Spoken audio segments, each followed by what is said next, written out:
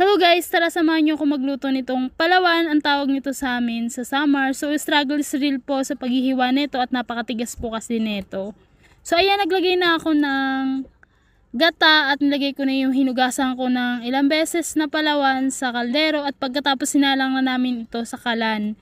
So doon po kami nagluto sa may uling kasi mauugusan tayo ng gas pag sa gasol natin niluto. So ayan, sinalang ko na yung ganyan at pagkatapos lagyan ko ng konting asin at pagkatapos pakuluin lang natin yan bago natin lagyan ng asukal. So ayan, halo-halo lang muna natin. Yan pagkakulo, ilagay na namin yung unang gata o yung kakang gata at pagkatapos lagyan natin to ng asukal. So naglagay na kami dyan ng 1/4 na asukal na wash at pagkatapos dinagdagan pa namin to ng white sugar kasi hindi pa siya matamis.